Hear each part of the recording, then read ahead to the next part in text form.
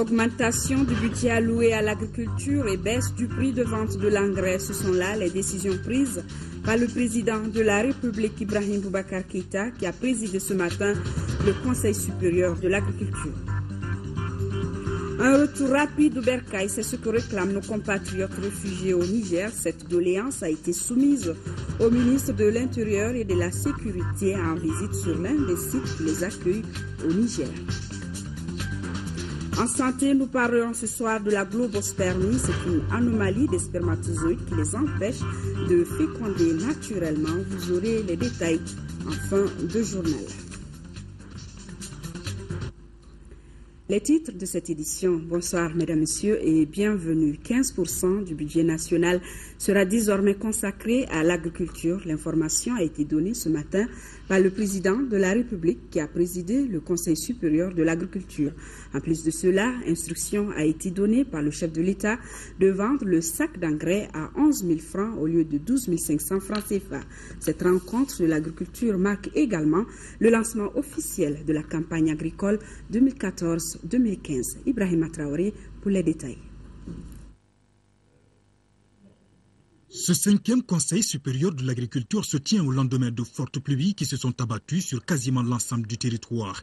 De bons signes pour le monde rural qui récolte d'ores et déjà les fruits d'une promesse présidentielle. Pour cette campagne 2014-2015, le chef de l'État a instruit la vente du sac d'engrais à 11 000 francs CFA au lieu de 12 500 francs CFA. Le président de la République annonce dans la foulée que 15% du budget national seront désormais consacrés à l'agriculture contre 10%. De très bonnes nouvelles pour les producteurs qui saluent ces décisions du président de la République. Un chef doit décider comme ça. Et je pense que l'ensemble du secteur privé sera très très content. 15% du budget de l'agriculture, ça veut dire qu'il y a beaucoup de choses qui peuvent être réglées dans le domaine d'aménagement, des petits barrages, donc, etc., etc.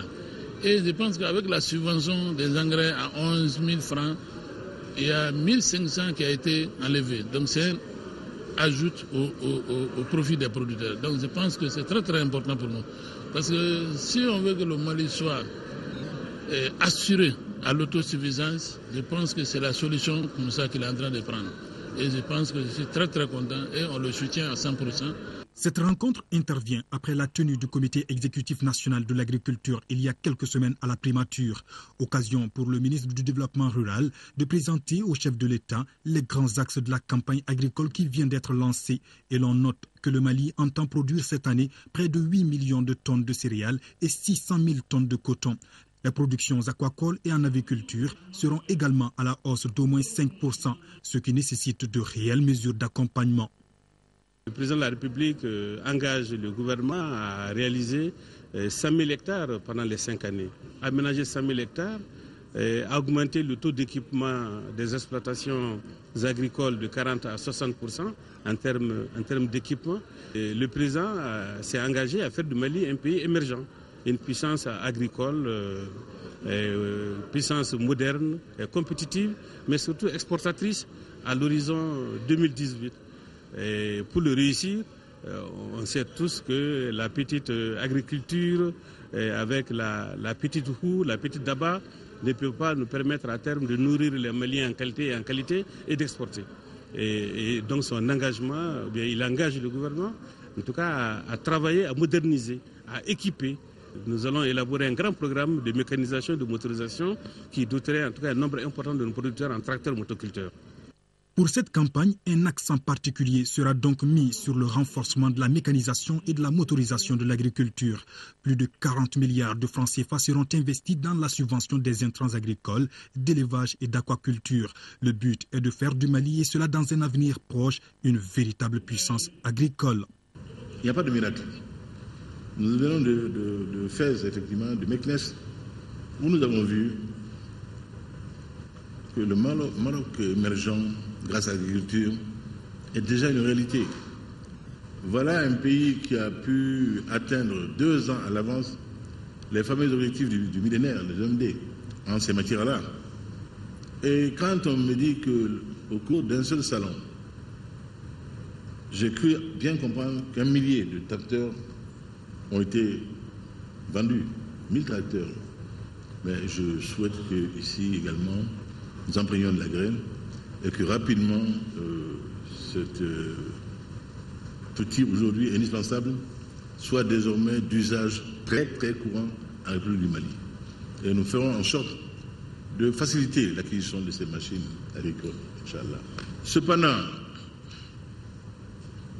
pour renforcer de façon durable les performances actuelles de notre secteur agricole, afin de le sortir du cercle vicieux de la précarité, nous devons continuer à promouvoir l'agriculture familiale tout en nous ouvrant de plus en plus et de mieux en mieux à l'agrobusiness. Condition sine qua non. Et déjà, certains précurseurs donnent le ton à l'Office du Niger, Bewani, et je pense que leur exemple fera tache d'huile. Au regard de l'importance des défis énormes auxquels nous devons faire face pour atteindre cette promotion souhaitée de notre secteur agricole, nous nous sommes assignés comme objectif de développer une agriculture moderne et compétitive, seule garante d'une sécurité alimentaire et nutritionnelle.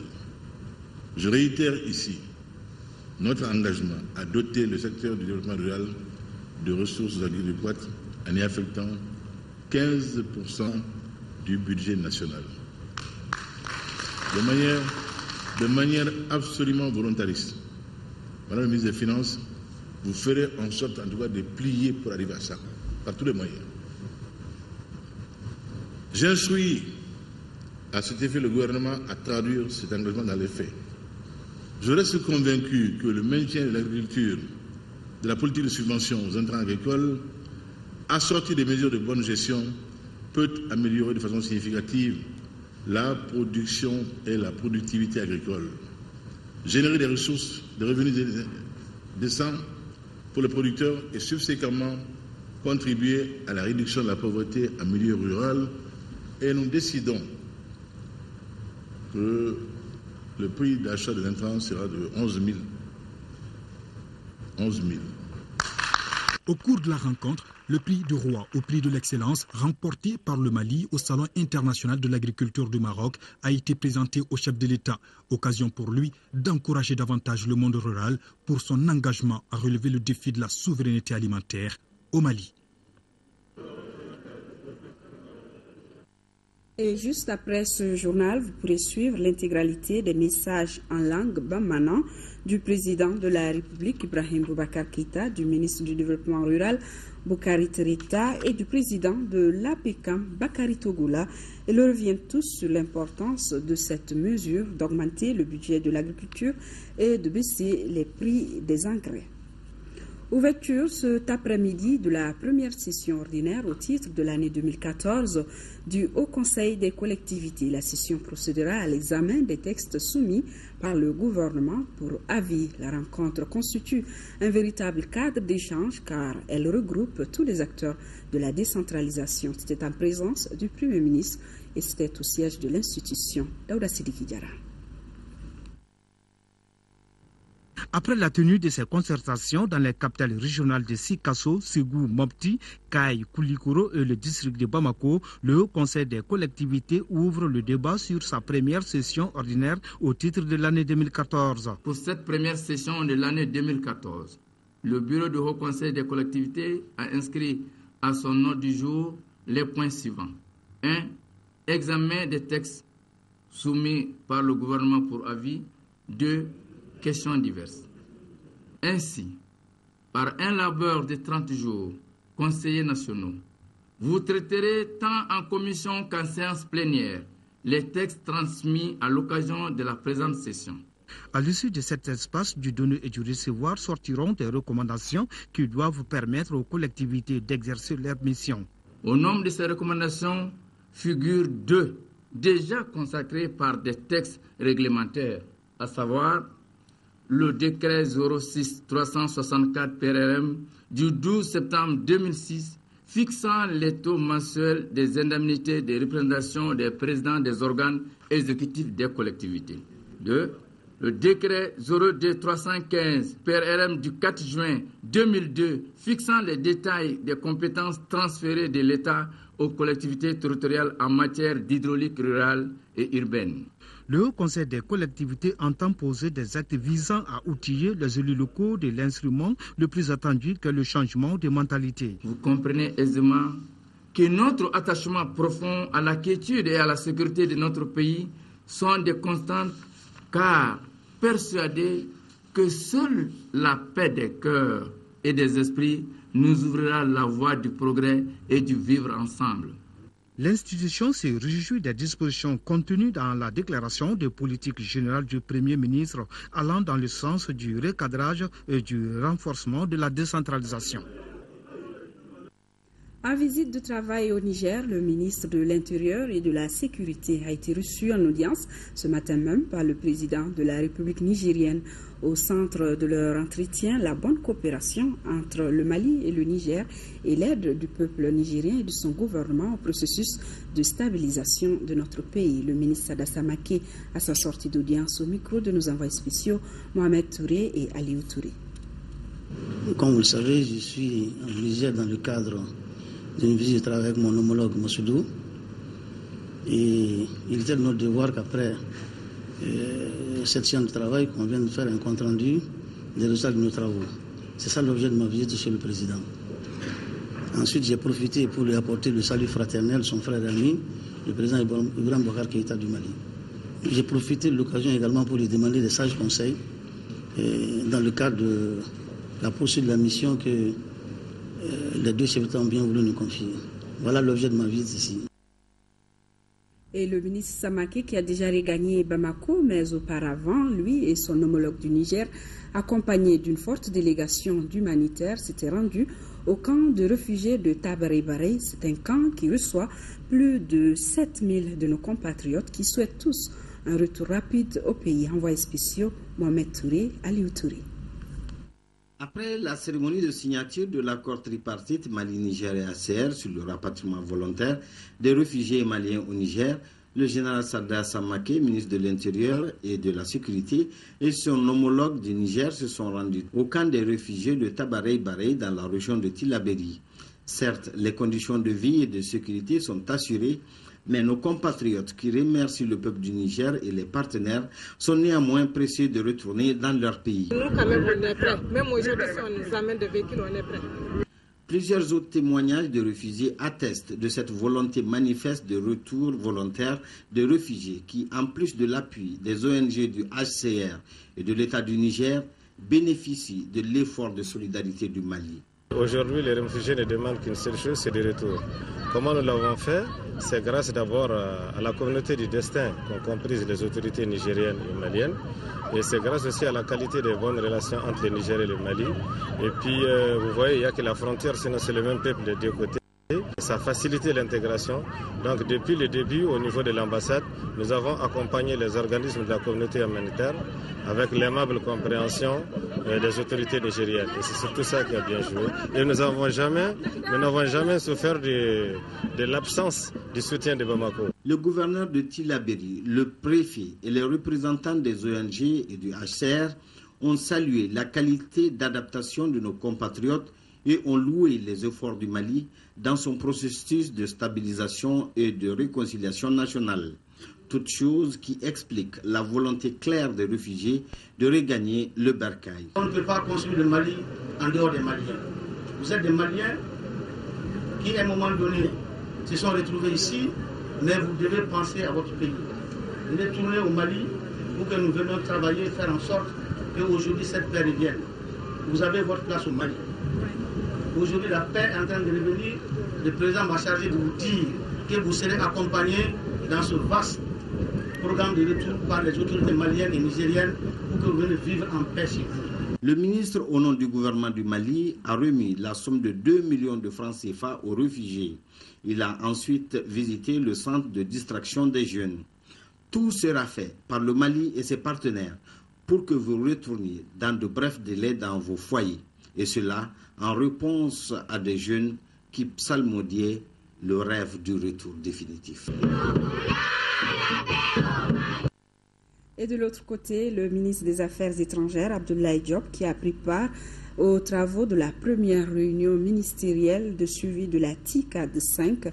Cette réunion qui s'est tenue à Yaoundé s'est surtout penchée sur la stratégie à mettre de mise en œuvre du plan d'action de Yokohama 2013-2017. À ce fait, le Japon a réitéré son engagement à promouvoir l'investissement de son secteur privé en Afrique en aidant surtout le continent à rattraper son grand retard à travers le développement des infrastructures d'intégration de manière à faciliter les échanges commerciaux entre les pays africains.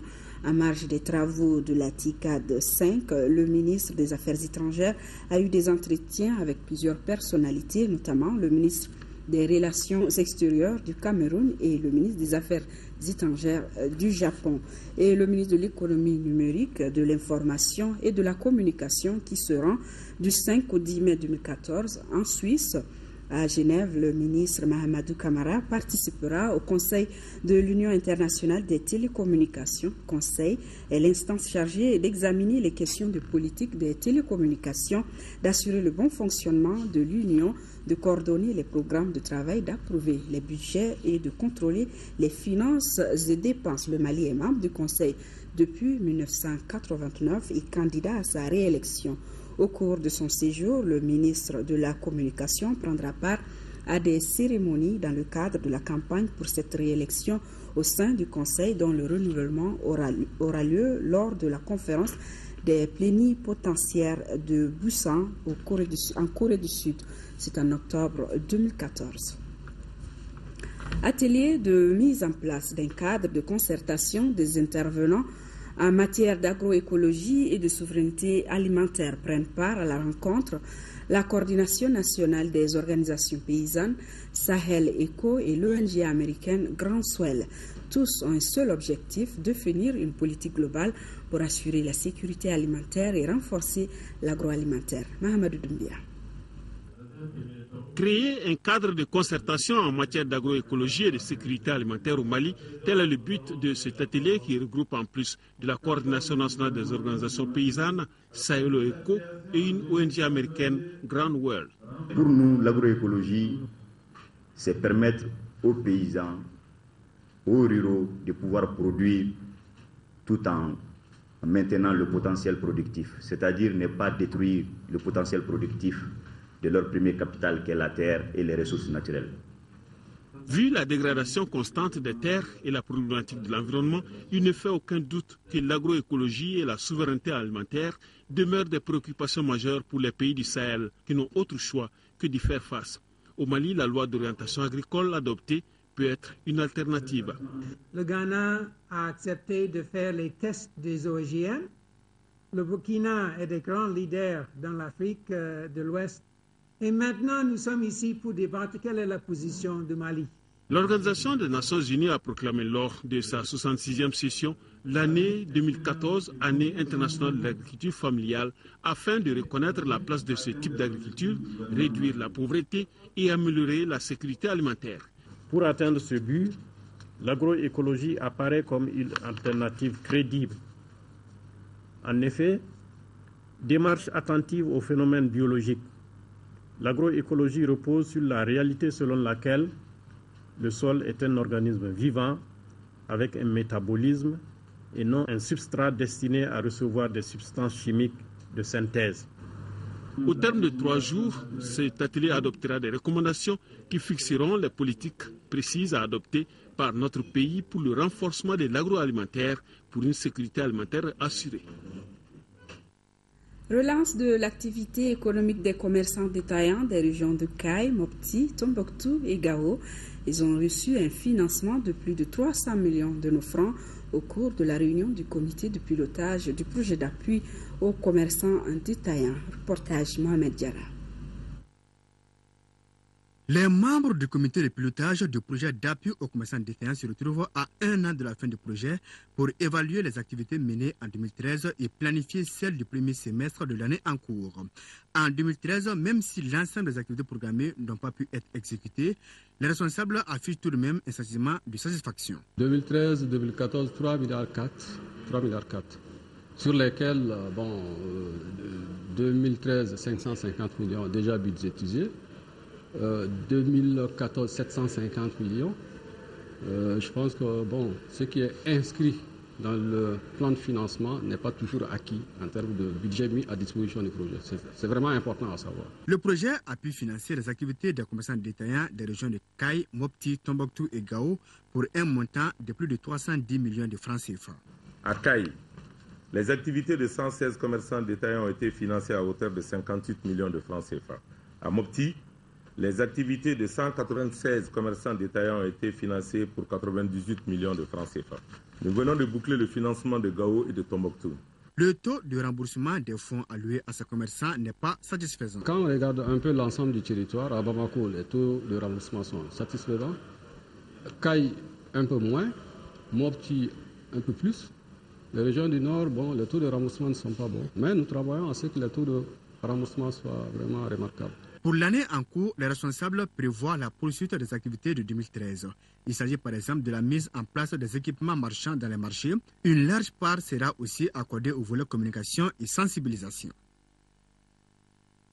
Bientôt, les 641 magasins disponibles aux Halles de Bamako vont accueillir des commerçants déguerpis et ceux victimes des incendies. Le chantier de réhabilitation a été visité cet après-midi par les ministres du Commerce, des domaines de l'État, des affaires foncières et du patrimoine et celui de l'urbanisme et de l'habitat. Le reportage complet de cette visite, c'est dans nos prochaines éditions. Et justement, la commission d'enquête mise en place pour définir les causes des incendies survenus dans les marchés de Bamako a tenu un point de presse, c'était cet après-midi, au ministère du Commerce. Et les détails, c'est avec Khadija Toukone. Suite aux séries d'incendies qui ont ravagé certains marchés de Bamako, Ourossogou, l'artisanat, marché de Médine, marché Rose, le Premier ministre a demandé la mise en place d'une commission d'enquête avec tous les acteurs concernés afin de situer les causes des sinistres. Un mois après la mise en place de cette commission, son président Hamidou Conseil a tenu un point de presse au ministère du Commerce pour parler de l'évolution des travaux. Au jour d'aujourd'hui, 2 causes ont été retenues. Les incendies seraient d'origine criminelle ou électrique. Mais le président Conseil a précisé qu'il est très difficile de situer les responsabilités car les enquêteurs ont rencontré des difficultés au cours de leur exercice. Tous les indices ont été ravagés par le feu. Le ministre du Commerce, Abdelkarim Konaté, a rassuré qu'une enquête plus approfondie avec des experts sera lancée dans un bref délai pour éclaircir davantage le peuple malien. En attendant, le gouvernement malien a débloqué 400 millions de francs CFA pour appuyer les victimes. Le repositionnement de la planification familiale dans notre pays, les enfants au cœur des stratégies. C'est le thème de la 10e édition de la campagne nationale en faveur de la planification. La cérémonie de lancement s'est déroulée au village d'Ungomi, en commune 2 du district de Bamako. Aldu Matina. Cette campagne 2014 en faveur de la planification est l'occasion de faire un pas vers l'atteinte d'un des objectifs du Fonds des Nations Unies pour la population, qui est d'avoir à peu près 900 000 consultantes d'ici 2018. Pour y arriver, il faut une synergie d'action. Le Fonds des Nations Unies pour la population se réjouit particulièrement du choix du thème de la présente édition, qui place les jeunes au cœur des stratégies de repositionnement de la planification familiale. En effet, les jeunes de 15 à 24 ans représentent environ 20% de la population générale du Mali et les adolescents de 15 à 19 ans contribuent à plus de 12% à la fécondité observée au Mali. L'édition de cette année envisage de mettre l'accent sur l'offre des services de la planification au niveau de tous les lieux d'accès des jeunes à travers le pays, puisqu'en dépit de l'engagement des plus hautes autorités, des efforts restent encore à faire en matière de prévalence contraceptive. La planification familiale est une prestation intégrée dans le paquet minimum d'activités à tous les niveaux de la pyramide sanitaire jusqu'au niveau communautaire, grâce aux relais formés par les services de santé du niveau opérationnel et par les organisations non gouvernementales. Malgré cet arsenal important, la prévalence contraceptive reste toujours faible. La campagne se déroulera en 4 semaines, présidée chacune par un département ministériel. Du 28 avril au 2 mai 2014, le ministre de l'Éducation nationale a participé à Doha au Qatar à une réunion de haut niveau sur le programme de scolarisation des enfants hors école en Afrique de l'Ouest. Ce programme, dénommé Éduquer un enfant, a été initié par Son Altesse, l'épouse de l'émir du Qatar, en vue d'accélérer l'atteinte des objectifs de l'éducation pour tous au Burkina Faso, au Niger et au Mali. La rencontre a permis d'élaborer une stratégie régionale pour la scolarisation des enfants hors école que les 3 pays s'engagent à mettre en œuvre conjointement. Bonne gestion de l'environnement, passeport pour un Mali émergent, c'est le thème du séminaire de formation sur l'économie de l'environnement. Il est organisé par l'Institut de la francophonie pour le développement durable en partenariat avec le ministère de l'Environnement, de l'eau et de l'assainissement. Rachel Tessougué, compte rendu. Quelles sont les causes de la dégradation environnementale? Que peut-on faire pour les empêcher? Telles sont les questions auxquelles vont tenter de répondre les participants de cet atelier. Ils veulent ainsi évaluer l'impact d'un bon environnement dans l'économie du Mali. L'important dans l'économie de l'environnement, la clé, c'est vraiment d'intégrer, d'internaliser tout ce qu'on va appeler externalités, c'est-à-dire les impacts environnementaux qui aujourd'hui ne sont pas compris dans le système économique, dans le système de comptabilité. Il faut en tenir compte aujourd'hui dans une comptabilité beaucoup plus générale, beaucoup plus globale, qui inclut donc les éléments et les impacts environnementaux au niveau du système économique. Cette formation vise à outiller les agents du ministère et des différents cadres du gouvernement sur des notions bien précises d'économie de l'environnement, d'évaluation monétaire, par exemple, des biens environnementaux, des biens et services environnementaux, pour pouvoir donc avoir tous les outils nécessaires d'appliquer cette stratégie nationale de développement durable. Le gouvernement du Mali estime que cette formation permettra de constituer un vivier de spécialistes capables de réfléchir sur les pertes monétaires que peut engendrer une mauvaise gestion de l'environnement. Le Mali a aujourd'hui fort besoin de connaître l'apport de l'environnement dans l'économie du pays. L'intégration de la dimension environnement dans l'économie politique classique nous amènera à définir de nouveaux indicateurs d'évaluation de l'environnement et de nouvelles politiques et stratégies afin de booster une économie plus propre. Au cours de cette formation, il sera également question de l'économie verte dans le domaine de l'agriculture, du tourisme et du recyclage des déchets. Et le ministre de la Culture, Mme Diaye Ramatoulaye Diallo, qui informe de l'adoption par le Conseil des ministres lors de sa session ordinaire du 30 avril 2014 du décret fixant les modalités de perception et de répartition des redevances de droits d'auteur et de droits voisins. Le décret fixant les modalités de perception et de répartition des redevances de droits d'auteur et de droits voisins est une réponse à une longue attente de la communauté des créateurs et d'une manière générale les acteurs de l'industrie culturelle de notre pays. Ce décret met en place un dispositif réglementaire actualisé, adapté à la législation en vigueur et aux réalités de l'environnement socio-économique, culturel et technologique. Il garantit des revenus permettant de récompenser le talent et l'apport du créateur dans le patrimoine culturel, tout en veillant au maintien du nécessaire équilibre entre l'accès du public à la connaissance et le droit des créateurs à la protection effective de leurs œuvres et de leurs droits. Et l'association malienne, toujours Culture donc, ce communiqué de l'association Guina Dogon, l'association malienne pour la promotion de la protection de la culture Dogon, qui a constaté que des individus mal intentionnés ont incendié le Togona de la ville de Douanza dans la nuit du mercredi au jeudi 1er mai 2014.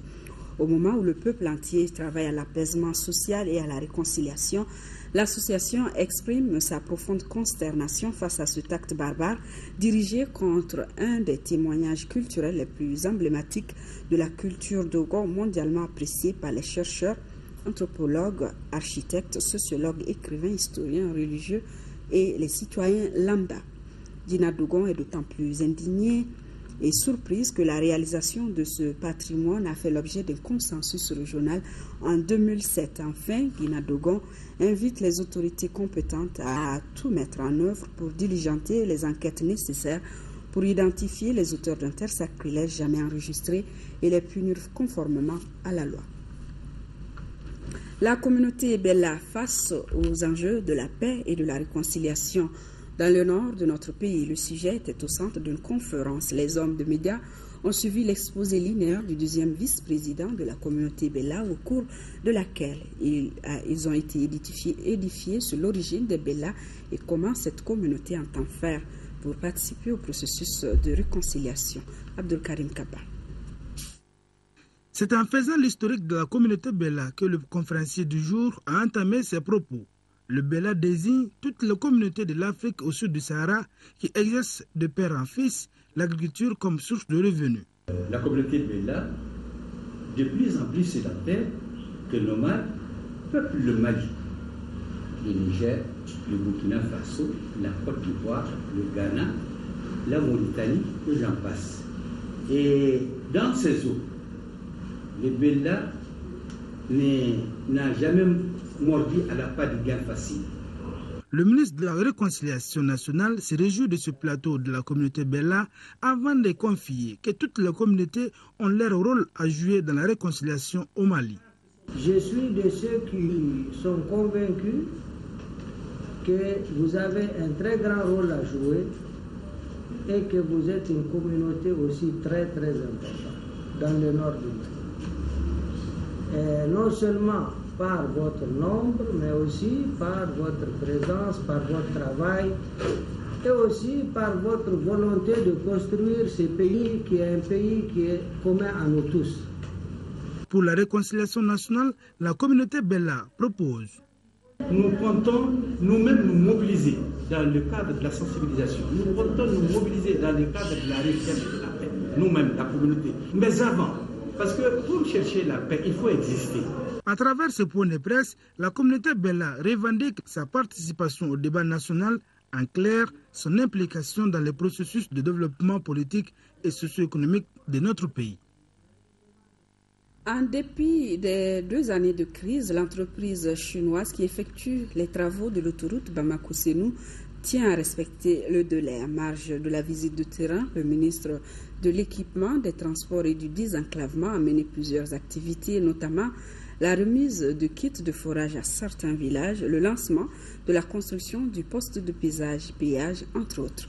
Envoyé spécial Mariam Sagara, Tidé Camara.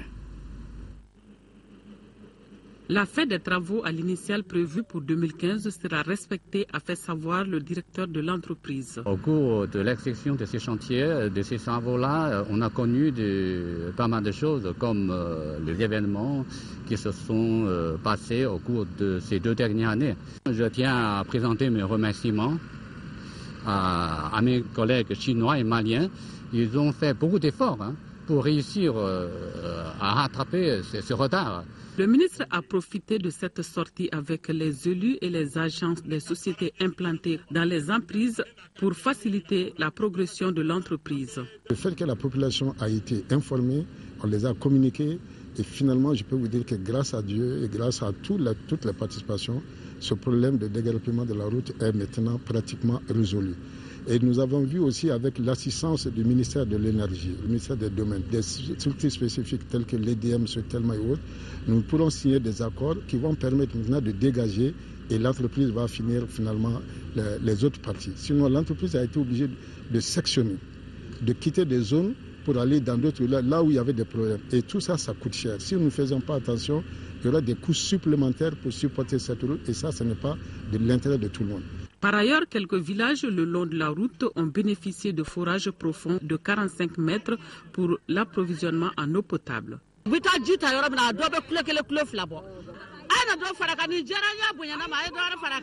Je remercie l'État pour avoir approvisionné la population d'abord en eau, l'eau qui est une source de vie. Toute la population est contente par rapport à ce don. Pour la sécurisation des riverains, une association qui a suivi le ministre a remis des kits afin de protéger les usagers de la route.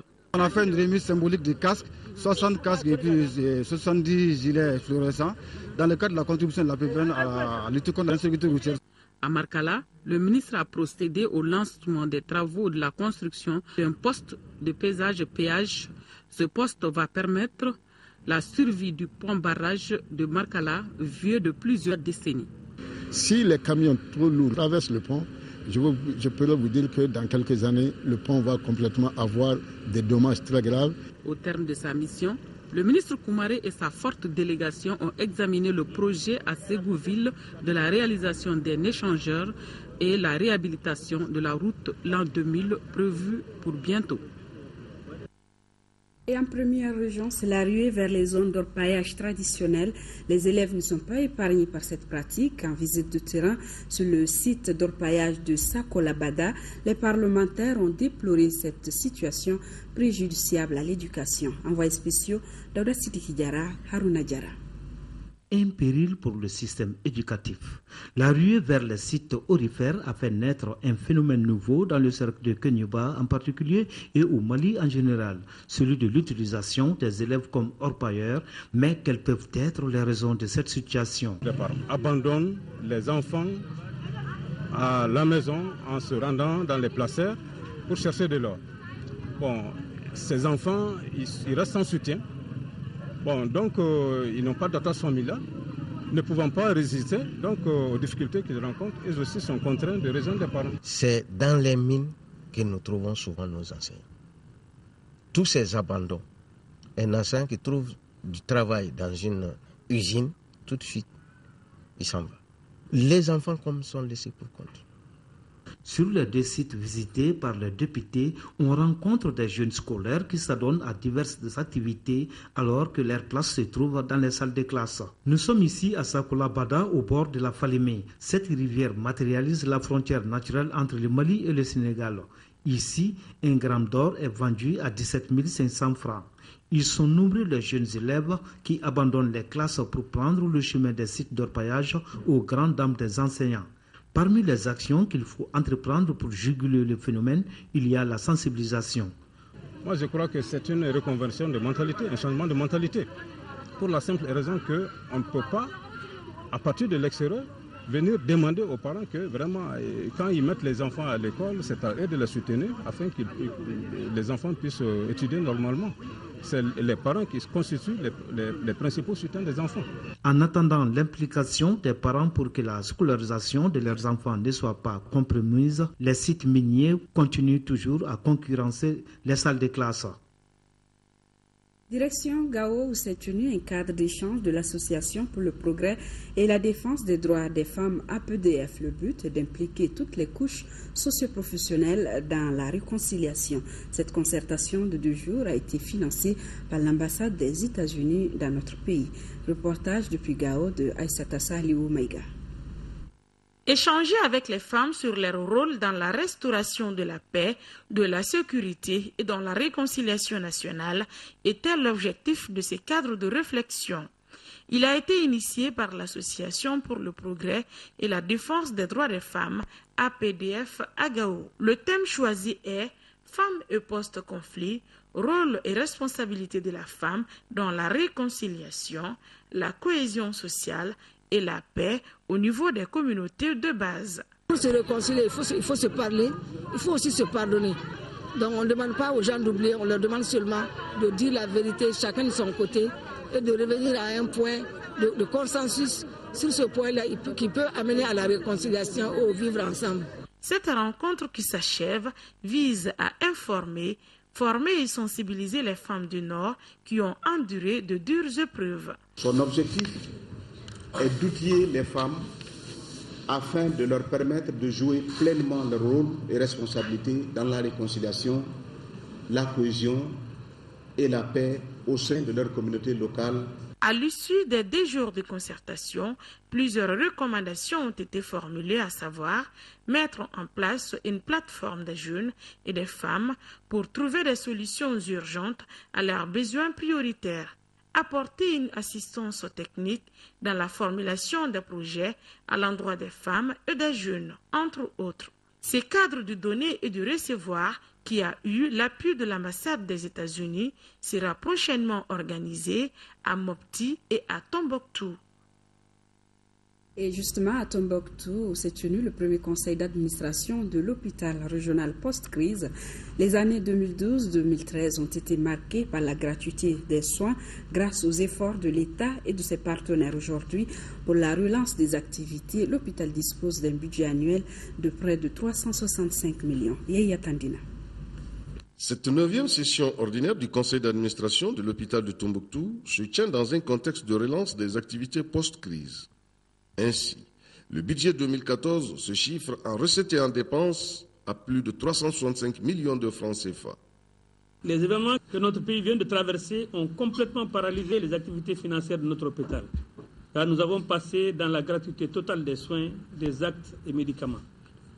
C'est dire que la pharmacie hospitalière également a passé par là. Aujourd'hui, il s'agira pour nous de voir comment remettre l'hôpital sur les rails et d'essayer de revenir à une gestion normalisée. Il faut retenir que le budget de 2014 a été réduit de 25% par rapport à 2012 où la situation était normale. Donc ça va beaucoup nous handicaper par rapport à nos objectifs. Au cours de cette session, plusieurs points seront débattus, entre autres la restauration du recouvrement des coûts, la dotation de la pharmacie hospitalière et le retour du personnel. Pour nous, il est meilleur quand même qu'il y ait des médicaments disponibles, que ceci paye, que d'aller au dehors où ça sert encore plus cher.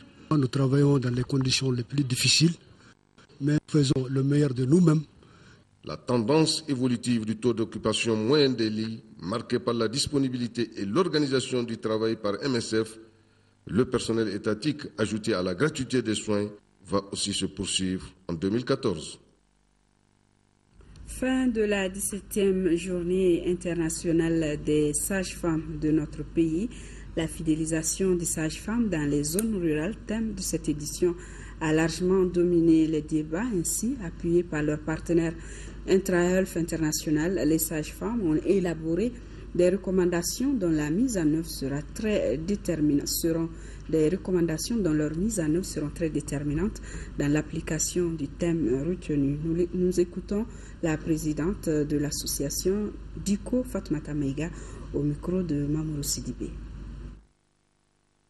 La 7e journée internationale de la sage-femme au Mali recommande prendre des mesures réglementaires assurant la fidélisation du personnel socio-sanitaire travaillant dans les zones difficiles et en particulier les sages-femmes.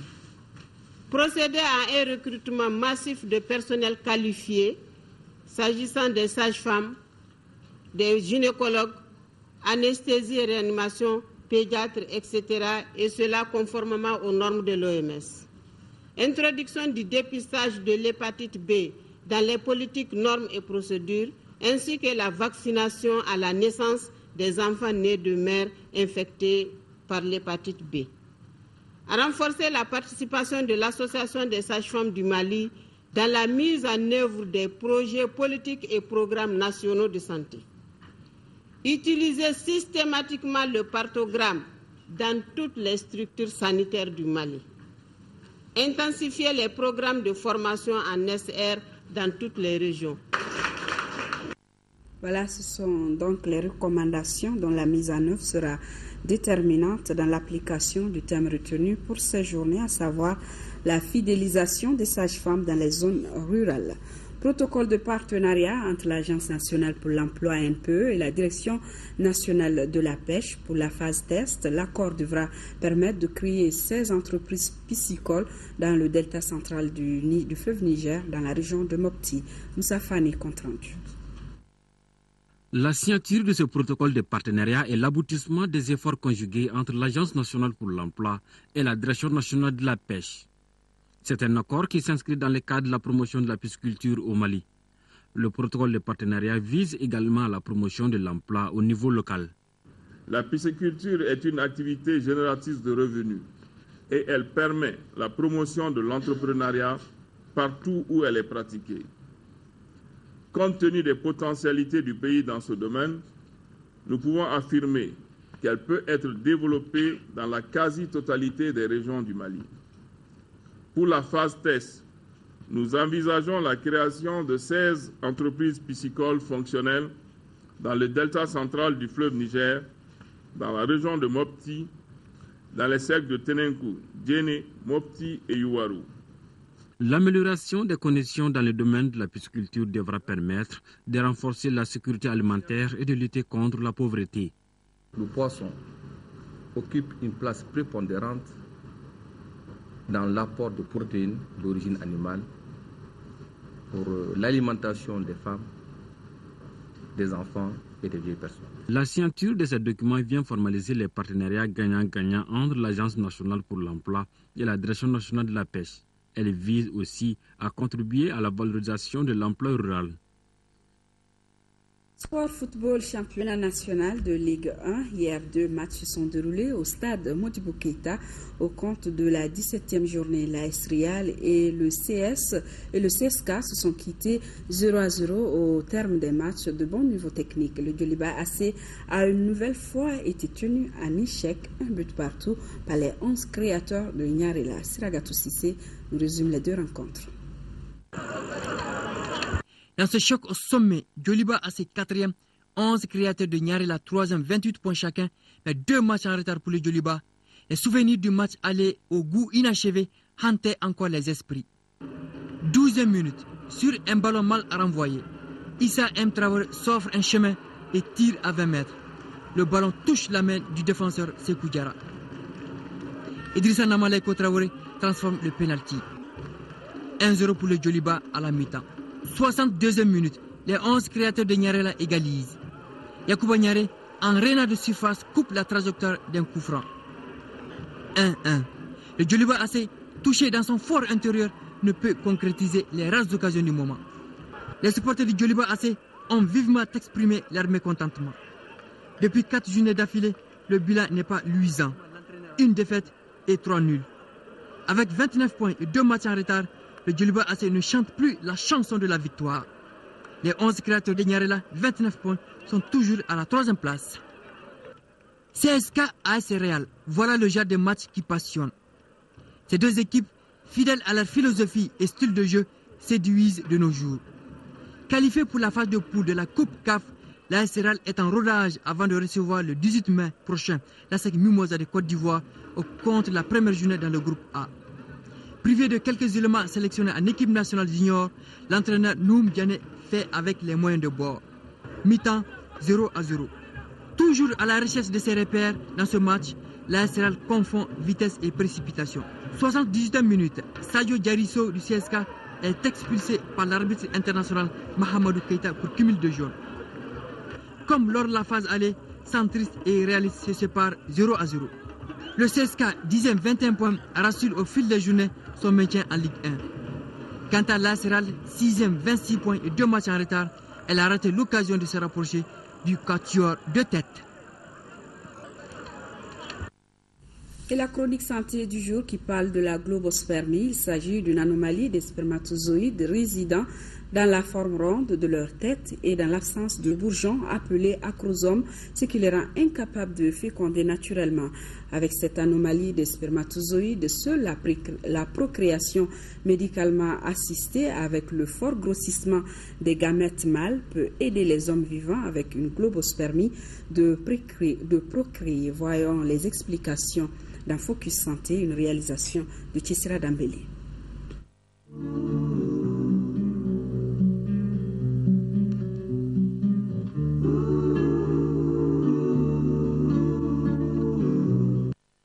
La globozoospermie est l'une des rares pathologies des spermatozoïdes, découverte en 1971 et faisant partie des causes des formes inexpliquées de l'infertilité du couple.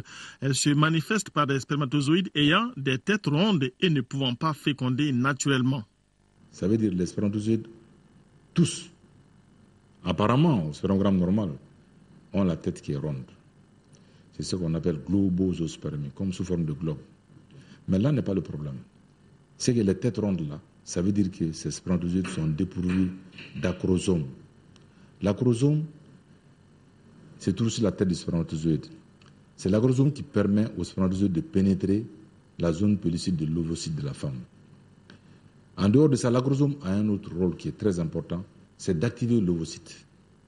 Donc, c'est d'effectuer la première phase de la fécondation. Si l'ovocyte n'est pas activé, il n'y aura pas de fécondation. La globozoospermie est plus fréquente au Maghreb et en Asie, mais la procréation médicalement assistée fait son chemin. L'IMSI qui vient de faire son apparition, l'injection au fort grossissement à 6600 fois, c'est la seule méthode actuelle qui est reconnue, qui peut donner la chance à ces gens-là d'avoir une grossesse. Pourquoi? Parce qu'au spermogramme normal, le spermogramme est presque à 100% globosospermie. Tu te diras que c'est 100% parce que le spermogramme se fait au grossissement 40. 100%, les têtes sont dépourvues d'acrosomes. Mais c'est au fort grossissement que tu vas trouver quelques-uns des spermatozoïdes qui ont un petit reste acrosomique. Et ce reste acrosomique-là suffit pour provoquer l'activation ovocitaire dont on a besoin. Parce que, comme vous savez, en IMSI, on micro-injecte les spermatozoïdes. Une fois à l'intérieur, ce petit bourgeon acrosomique qu'on peut retrouver dans 1% de ces spermatozoïdes permet déjà de faire notre affaire en provoquant une activation ovocitaire, chose dont nous avons besoin pour avoir des embryons. La foi d'abord, mais aussi un travail de laboratoire où les microbiologistes ont longtemps cherché le peu de spermatozoïdes avec un bourgeon d'acrosome pour faire la fécondation in vitro. On a pu regarder jusqu'à 1 heure de temps comme ça pour voir maintenant, en tout cas, l'acrosome au niveau de la tête du spermatozoïde. Ensuite, choisir maintenant ce spermatozoïde et procéder maintenant à une micro-injection. En 2011 encore, seuls 11 bébés nés de cas de cette anomalie ont été scientifiquement documentés dans le monde et sa principale cause serait génétique.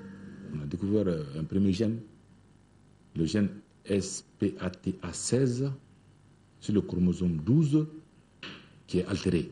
Chez certaines de ces personnes, moins 70% des cas ont retrouvé ce gène altéré. Et un deuxième gène maintenant a été détecté aussi, c'est le DPY19L2. Il a été découvert aussi dans 80% des cas. Mais il faut le dire clairement, c'est que c'est une pathologie qui est toujours un mystère. Parce que dans certaines familles, on peut trouver des fratries qui ont cette pathologie-là, mais on peut trouver dans certaines familles que c'est une seule personne qui l'a et les autres ne l'ont pas. Et ce qui est encore curieux, c'est que si on parvient, par les méthodes de procréation médicale assistée, à donner des enfants, c'est que les enfants ne seront pas atteints par cette pathologie. Prouesse scientifique, mais aussi coup de chance. On reconnaît qu'avec ce problème, même avec la procréation médicalement assistée, les échecs sont plus importants que les réussites.